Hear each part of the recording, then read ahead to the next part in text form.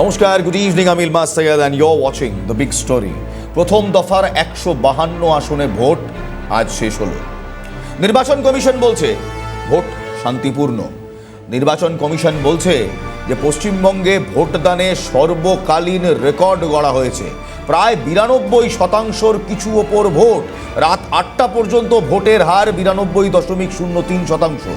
আলিপুরদুয়ারে প্রায় 90% ভোট পড়েছে, বাঁকুড়ায় 91%, বীরভূমে 93%, কোচবিহারে 94%, দক্ষিণ দিনাজপুর 94%।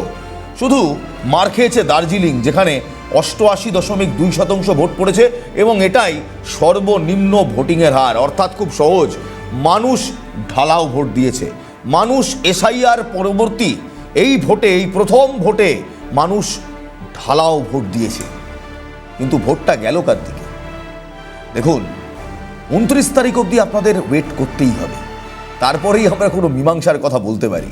কিন্তু আজকে মানুষের এই স্বতঃস্ফূর্ততা, যেখানে 92%, 91%, 93%, 94%, কোনো জেলায় ভোট পড়ছে, ওভারঅল ভোট 92% পড়ছে, সেটা একটাই কথা মনে পড়িয়ে দিচ্ছে, পশ্চিমবঙ্গে ভোট হয়েছে রেকর্ড সংখ্যায়। ছবিগুলো দেখুন, আজ সকাল থেকে যা যা ছবি দেখেছি আমরা, রেকর্ড সংখ্যায় ভোট হয়েছে এই পশ্চিমবঙ্গে।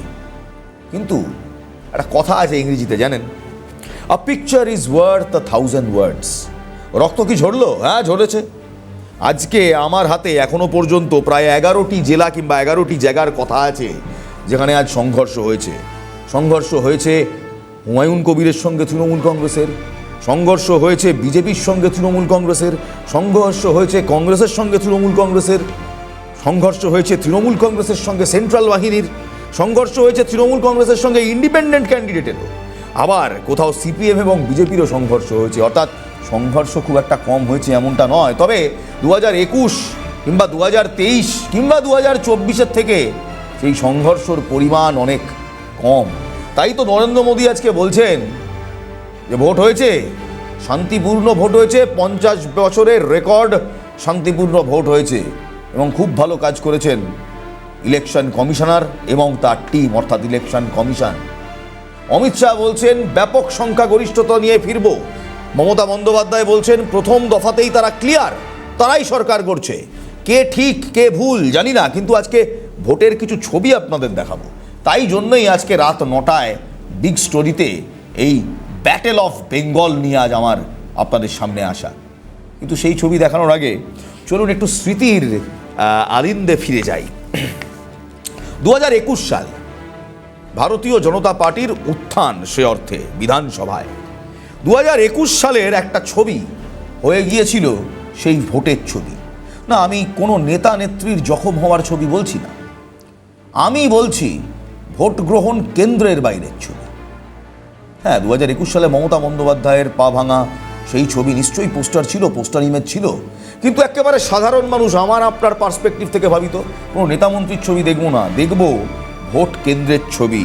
শীতলকুচি, কোচবিহার, কেন্দ্রীয় বাহিনীর গুলি। লেডিজ অ্যান্ড জেন্টলম্যান, 2021 সালে এই শীতলকুচি হয়ে গিয়েছিল 2021 সালের বিধানসভা ভোটের পিকচার অফ দ্য টাইম। 2023-এর পঞ্চায়েত নির্বাচন, সেই দিনহাটা কোচবিহার, ব্যালট বাক্স নিয়ে দৌড়, মনে আছে আপনাদের পঞ্চায়েত নির্বাচনের সেই ছবি? এবং 2026-এর বিধানসভা নির্বাচনে আজ আর একটা ছবি দেখলাম, কুমারগঞ্জ, দক্ষিণ দিনাজপুর, ভারতীয় জনতা পার্টির এক প্রার্থী শুভেন্দু সরকার দৌড় দিচ্ছেন, মার খাচ্ছেন, পুলিশ সামলাতে পারছে না, পুলিশের সামনে তাকে মারা হচ্ছে। শেষে মাঠে আল পথ ধরে তিনি দৌড়তে শুরু করেছেন। ভালো করে দেখুন, 3টি বিধানসভা নির্বাচনের, একটি পঞ্চায়েত নির্বাচন এবং 2টি বিধানসভা নির্বাচনের ছবি দেখাচ্ছি। বদলায় না, বাংলায় এ ছবি বদলায় না। হয়তো এবার আগের বারের থেকে ভালো ভোট হয়েছে, আগের বারের থেকে কম হিংসা হয়েছে, আগের বারের থেকে কম মারামারি হয়েছে, কোনো মৃত্যু হয়নি, মানে রাজনৈতিক কারণে কোনো পোল ভায়োলেন্স, পোল ডেথ হয়নি। কিন্তু এই মারপিট মারদাঙ্গার ছবিটা কিন্তু বদলালো না। দেখুন, একেবারে কিশনগঞ্জের ছবিটা আপনাদের বড় করে দেখাই। আজকে 2026-এ ভারতীয় জনতা পার্টির প্রার্থী মার খাচ্ছে, কুমারগঞ্জের ছবি, দক্ষিণ দিনাজপুর। প্রার্থী, তার সঙ্গে পুলিশ রয়েছে, পুলিশের সামনে প্রার্থীকে কিল, চড়, লাঠি, যে যেমন ভাবে পাচ্ছে তেমন ভাবে মারছে। এখানেই শেষ নয়, এর পরের ছবিটা আরো সাংঘাতিক। প্রার্থী দৌড়চ্ছে মাঠ দিয়ে, মাঠের ভেতর থেকে এই প্রার্থী দৌড়চ্ছে, পুলিশ চেষ্টা করছে আটকাবার, পাচ্ছে না। কেন্দ্রীয় বাহিনী কোথায়? এই ছবি 2023 সালের পঞ্চায়েতে দেখেছিলেন হাতে ব্যালট বাক্স নিয়ে উসেন বোল্ট। আমি বলি উসেন বোল্ট কোনোদিন আসেননি, তিনি দৌড়েছিলেন। 2026-এ দেখলাম এক প্রার্থী, তিনি পুলিশকে সঙ্গে নিয়ে দৌড়চ্ছেন, কেন্দ্রীয় বাহিনী এলো না। শুধু তাই নয়, নওয়াদা, সকাল থেকে উত্তপ্ত নওয়াদা। একদিকে হুমায়ুন কবির আর অন্যদিকে কেন্দ্রীয় বাহিনী এবং পরবর্তীকালে তৃণমূল কংগ্রেস। নওয়াদায় উত্তপ্ত পরিস্থিতি, কেন্দ্রীয় বাহিনীর সঙ্গে রীতিমতো হাতাহাতি প্রথমে, তারপর তৃণমূল কংগ্রেসের সঙ্গে হাতাহাতি। হুমায়ুন কবির বলছেন, ওরা যদি আমাদেরকে বোমা মারে আমি কি তাহলে রসগোল্লা খাওয়াবো? নওয়াদার এই ঘটনায় আজকে 9 জনকে গ্রেপ্তার করা হয়েছে। আজুব কিংবা আম জনতা উন্নয়ন পার্টির হুমায়ুন কবির, সেই হুমায়ুন কবিরের দলের সঙ্গে অবস্থা দেখুন। লাভপুর, আজকে লাভপুরের ছবি দেখুন, সেখানে ভারতীয় জনতা পার্টি এবং তৃণমূল কংগ্রেসের মধ্যে রীতিমতো খণ্ডযুদ্ধ বেজে যায়। লাভপুরে রীতিমতো খণ্ডযুদ্ধ। বিজেপি কর্মীর বাদ করবেন, বিজেপি কর্মীর মাথা ফাটল, রক্তাক্ত হলেন এক বিজেপি কর্মী। সেই বিজেপি কর্মী হাঁটতে শুরু করলেন রাস্তা দিয়ে।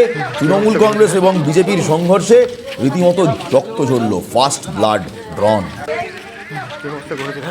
নানুরের ছবি দেখুন, নানুরে তৃণমূল কংগ্রেসের সঙ্গে সেন্ট্রাল ফোর্সের তো রীতিমতো খণ্ডযুদ্ধ বেঁধে গেল। বাধ্য হয়ে সেন্ট্রাল ফোর্সকে লাঠি চার্জ করতে হলো, পুলিশের সঙ্গে তৃণমূল কংগ্রেসের খণ্ডযুদ্ধ। লাস্টে সেন্ট্রাল ফোর্সকে লাঠি চার্জ করে সেখান থেকে তৃণমূল কংগ্রেসের সেই কর্মীদের ছত্রভঙ্গ করতে হলো।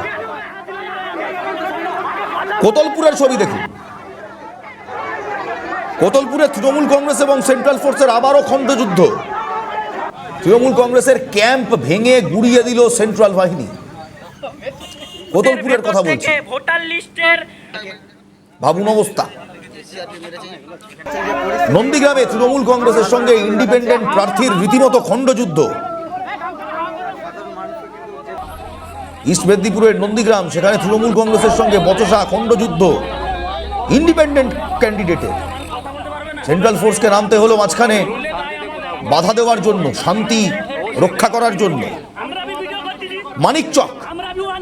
মানিকচকে সিপিআইএম এবং ভারতীয় জনতা পার্টির রীতিমতো খণ্ডযুদ্ধ। মানিকচকেও সিপিএম এবং বিজেপির খণ্ডযুদ্ধ। সেন্ট্রাল ফোর্সকেই মাঝখানে নেমে পরিস্থিতির সামাল দিতে হলো। ডোমকলের ছবি দেখাই চলুন। ভোট আবহে রণক্ষেত্র হয়ে উঠল ডোমকল। তৃণমূল সিপিআইএম সংঘর্ষে রক্তাক্ত হলো এলাকা, 4 জন জখম হলো। ডোমকলের কারিকরপাড়া এলাকা, সেখানে পরিস্থিতি নিয়ন্ত্রণ দিতে পুলিশ মোতায়েন করতে হলো।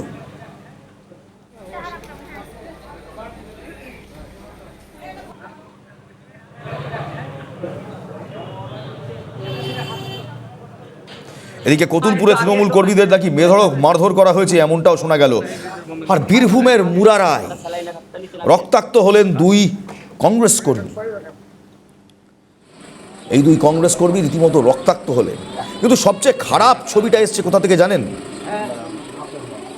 বীরভূমের বুধপুর থেকে। ইভিএমে গোলযোগ, সেই গোলযোগকে ঘিরে খণ্ডযুদ্ধ, জনতা আর কেন্দ্রীয় বাহিনীর খণ্ডযুদ্ধ। খয়রাসল ব্লকের 65 নম্বর বুথের ঘটনা। আধ ঘন্টা ধরে নাকি ইভিএম মেশিনে গোলযোগ ছিল, তাই পুলিশকে বাধ্য হয়ে রিভলভার বার করতে হলো। পাবলিক তেড়ে এলেন, পাবলিক তেড়ে এলো, ইট বৃষ্টি কেন্দ্রীয় বাহিনী এবং পুলিশের দিকে, এবং তারপর দেখুন পুলিশকে রীতিমতো রিভলভার বার করতে হলো। রিভলভার বার করে পুলিশকে পরিস্থিতি সামাল দিতে হচ্ছে।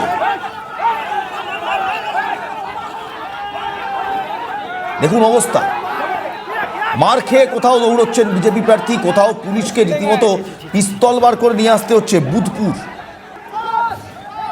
এবং তারপর জনতার ইট বৃষ্টি কিংবা জারি ইট বৃষ্টি বলুন, সেই ইট বৃষ্টিতে জখম হলেন কারা জানেন? জখম হলেন কেন্দ্রীয় বাহিনীর জওয়ানরা। সেই ছবিও আপনাদের দেখাবো। কেন্দ্রীয় বাহিনীর জওয়ানরা রীতিমতো জখম হয়ে গেলেন। আজ সারা দিন ধরে যে ছবিগুলো দেখলাম, সেই ছবিগুলো দেখার পর একটা কথা সত্যি বারবার মনে হচ্ছে। জানেন, পশ্চিমবঙ্গে ভোটের চিত্রটা বদলায়, কিন্তু ভোটের চরিত্র বদলায় না। আমি কয়েকদিন আগে, আমার মনে আছে, এখানে বসে এই চেয়ারটাতে বসলে না দায়িত্ব বেড়ে যায়। এই চেয়ারটাতে সরাসরি আপনাদের সঙ্গে কথা বলতে পারি তো, 10 কোটি বাঙালির সঙ্গে কথা বলতে পারি তো, 6 কোটি 77 লক্ষ বাঙালি ভোটারের সাথে কথা বলতে পারি তো। একটা আর্জি ছিল যে এবার যেন কোনো রক্তক্ষয় না হয়। হলো হয়তো বাকি বছরের থেকে, বাকি 50 বছরের থেকে অনেক ভালো ভোট হলো, অনেক কম রক্তক্ষয় হলো, কিন্তু রক্তক্ষয় হলো। আর শুধু রক্তক্ষয় নয়, তার সঙ্গে আরও একটা জিনিস হলো। সেটা কি জানেন? ভোট চুরি। অনেকে গেলেন ভোট দিতে, গিয়ে দেখলেন হয় পোস্টাল ব্যালটে, না হলে অন্য কোনো জাদু বলে তাদের ভোটগুলো পড়ে গিয়েছে। দুর্গাপুরের বেনাচিতি থেকে শুরু করি, আসুন। এক মহিলা ভোটার, তিনি ভোট দিতে গেলেন, তার ছাপ্পা ভোট পড়ে গিয়েছে। তিনি বলছেন, আমি তো ভোট দিতে এসেছিলাম, এসে দেখলাম পোস্টাল ব্যালটে কেউ নাকি আমার ভোটটা দিয়ে দিয়েছে। ভোট কেন্দ্রে দুর্গাপুর পশ্চিমের তৃণমূল প্রার্থী কবি দত্ত, তিনি এসে বলছেন বিজেপি নাকি এমন করেছেন। যার ভোট পড়লো এই মহিলা, যিনি তার ভোটাধিকার প্রয়োগ করতে পারলেন না, কে তার ভোট দিল কেউ জানে না, তার বক্তব্য শুনুন। আমি ভিতরে গেলাম, ওনার ভোটটা পড়ে বলছে যে এত কড়াকড়ি, এত নাকি সুশৃঙ্খল ব্যবস্থা। সুশৃঙ্খলের এই নমুনা দেখুন তো, রোদের মধ্যে লোকগুলো কত বড় লাইন, কত কিছু লাইন, তার লোকগুলো এসে ভোট না দিতে পেরে ফিরে যাচ্ছে। অনেক লোক, একটা কোনো ব্যবস্থা নেই যে একটা ছায়া, জানে এই টেম্পারেচারে ভোট করছে, এই টেম্পারেচারে তার বসার ব্যবস্থা করা উচিত, জলের ব্যবস্থা করা উচিত, ছায়ার ব্যবস্থা। পর্যন্ত আমার কাছে, যখন আমার কাছে ডাইরেক্টলি এই একটা খবরই পৌঁছেছে। কিন্তু আমার অবজেকশনটা হচ্ছে যে যখন এত কড়াকড়ি, এত ম্যানেজমেন্ট। এবার আপনাদের দেখাবো মুর্শিদাবাদের ধুলিয়ান, সেখানেও একই কাণ্ড। ধুলিয়ানে ভুয়ো ভোটের অভিযোগ। 13 নম্বর ওয়ার্ড এবং 51 নম্বর ওয়ার্ড, মাফ করবেন, 13 নম্বর বুথ এবং 51 নম্বর বুথ, সেখানেও এই ভদ্রলোকের বক্তব্য যে তিনি ভোট দিতে গিয়ে দেখলেন তার ভোটটা অন্য কেউ এসে দিয়ে গেছে। কারা দিল কেউ জানে না। শুনুন, আজকে নেতা মন্ত্রীদের কথা শোনাবো, নিশ্চয়ই শোনাবো, তার আগে একটু আম ভোটারদের কথা শুনুন। আমি, আপনি, আমার মতো সাধারণ মানুষ, আপনার মতো সাধারণ মানুষ, যারা আমরা ভোট দিতে গেলাম, তাদের কথাটা শুনুন। ভোট দিতে গিয়েছিলেন, গিয়ে দেখলেন ভোটটা নাকি কেউ আগে ভাগেই দিয়ে দিয়েছে। ভাবুন কাণ্ড। শুনুন তার বক্তব্য। 51 নম্বর বুথ, এনার সিরিয়াল নাম্বার হচ্ছে 7, এবং এই একই নামে আরেক ব্যক্তি আছে আমাদের শামসেরগঞ্জে 51 নম্বর বুথে, ওনার নাম জিয়াউর রহমান, ওনার বুথ নাম্বার 51 এবং সিরিয়াল নাম্বার 763। কিন্তু এটা মিস্টেক করেছে অফিসাররা। হ্যাঁ, এবার এটা শাসক দলের চাপে করেছে না কি করেছে, না ভোট চুরি করেছে, আমরা কিছু বুঝতে পারছি। রিটার্নিং অফিসারকে বললাম যে এর সাথে এই ব্যবহার কেন, বলে আমরা ওটা জানি না। তখন আমি প্রেসার যখন বললাম, রিকোয়েস্ট করলাম, তখন ওনারা সেক্টর অফিসারকে ফোন করলেন, বললো যে সেক্টর অফিসার আসবে, তখন এর সমাধান যেটা হয় আমরা দেখছি। তো আমরাকে ওয়েট করতে বললো, ততক্ষণ আমরা আছি, না হলে আমরা এই ভোট দানের মাধ্যমে আমরা এখানে আন্দোলনে বসবো। বাবুন অবস্থা শিলিগুড়িতে তো আরও খারাপ অবস্থা। কাজল দাস এবং তার বাবা গোপাল দাস দুজনে মিলে আজকে ভোট দিতে গিয়েছিলেন। কাজল দাস গিয়ে দেখেন তার এবং তার বাবার ভোট কি নাকি দিয়ে চলে গেছে। কাজল দাস ফার্স্ট টাইম ভোটার, 18 বছর বয়স, জীবনের প্রথম ভোটটা দিতে গেছিল কাজল দাস গিয়ে দেখছে তার ভোটটা নাকি পড়ে গেছে। কে দিল? কাজল দাস দেয়নি, অন্য কেউ তার হয়েই ভোটটা দিয়ে দিল। নিজের প্রথম ভোটটা মনে করে দেখুন তো, একটা উন্মাদনা থাকে না? ফার্স্ট টাইম ভোটার, প্রথমবার ভোট দিতে গেলে। এই ছেলেটা সেই উন্মাদনাটা পুরোপুরি মিস করে গেল। কারণ গাফিলতি, কারণ ব্যর্থতা। কাজল দাসের সঙ্গে কথা বললাম, জিজ্ঞেস করলাম কেমন লাগছে নিজের ভোট চুরি হওয়ার পর। শুনুন তাহলে।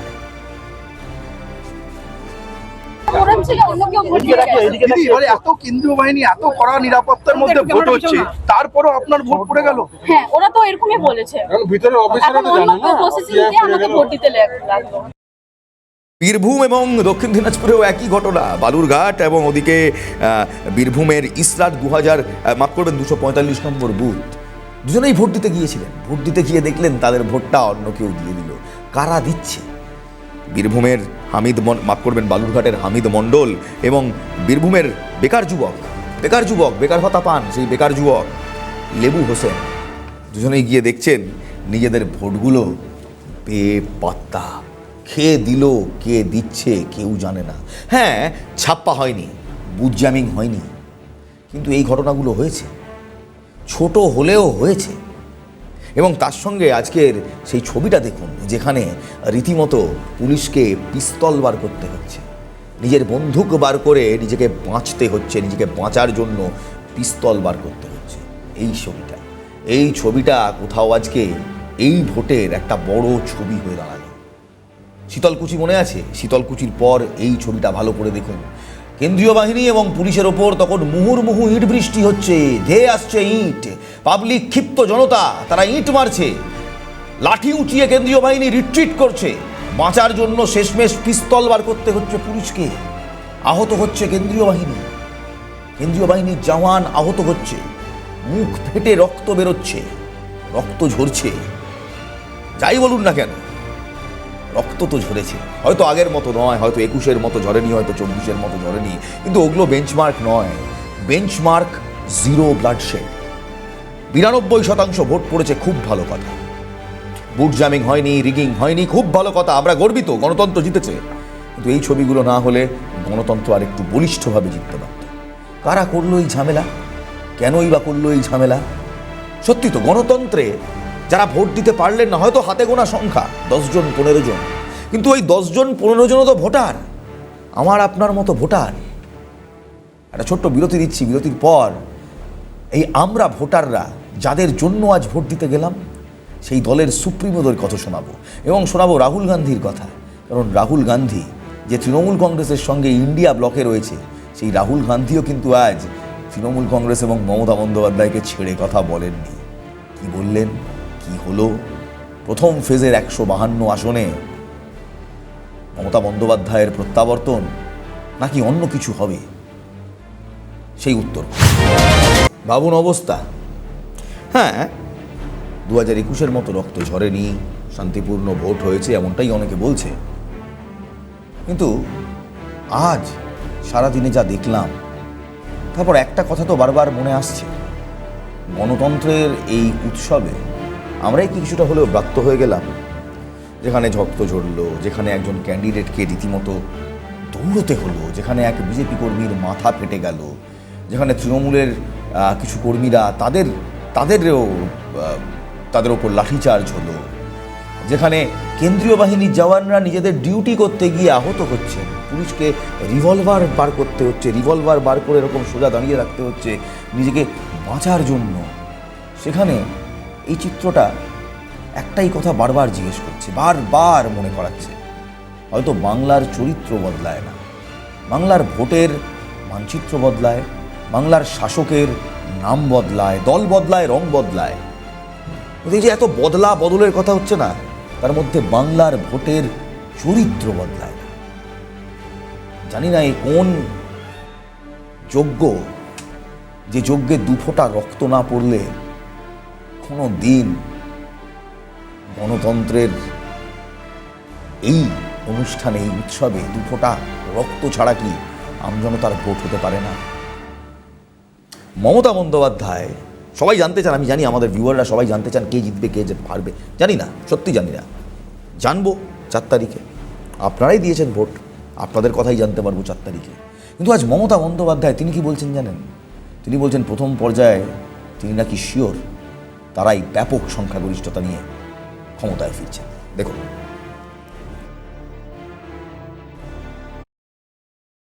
আর আজকে যা ভোট হয়ে গেছে ইতিমধ্যেই, আমার চোখ যদি সত্য হয়, আমার মন যদি মানুষের ভাষা বোঝে, তাহলে অলরেডি আমরা জেতার জায়গায় এসে গেছি। তুমি ক্যাচ করা করবে। এদিকে আজ প্রধানমন্ত্রী নরেন্দ্র মোদী তিনি কনগ্রাচুলেট করছেন, তিনি বলছেন সুষ্ঠু ভোট হয়েছে। অমিত শাহ বলছেন ব্যাপক সংখ্যাগরিষ্ঠতা নিয়ে তারাই ক্ষমতায় আসবে। প্রথমে নরেন্দ্র মোদী এবং তারপর অমিত শাহ। দেখুন, मैं जब से राजनीति में आया हूं, मैं शायद कह सकता हूं ये पहला ऐसा चुनाव है पिछले 50 साल में, पिछले 50 साल में ये पहला चुनाव ऐसा है जिसमें हिंसा कम से कम हुई है। वरना हर हफ्ता किसी को फांसी पर लटका देते थे और बोल देते थे आत्महत्या कर दी। यानी एक प्रकार से गुंडा राज चलता था। मैं इलेक्शन कमीशन का हृदय से अभिनंदन करता हूं कि उन्होंने लोकतंत्र की फिर से एक बार बंगाल की धरती पर प्रतिष्ठा की है। शांतिपूर्ण मतदान करवाने में इलेक्शन कमीशन की ये सफलता, ये बहुत बड़ी सिद्धि है। समाप्त हुई है, आपकी ऑब्जर्वेशन क्या है? बीजेपी भाजपा कितने सीट निकल पाएगी इस पहले चरण से चुनाव के? हम यहाँ पर प्रचंड बहुमत के साथ सरकार बनाने जा रहे हैं।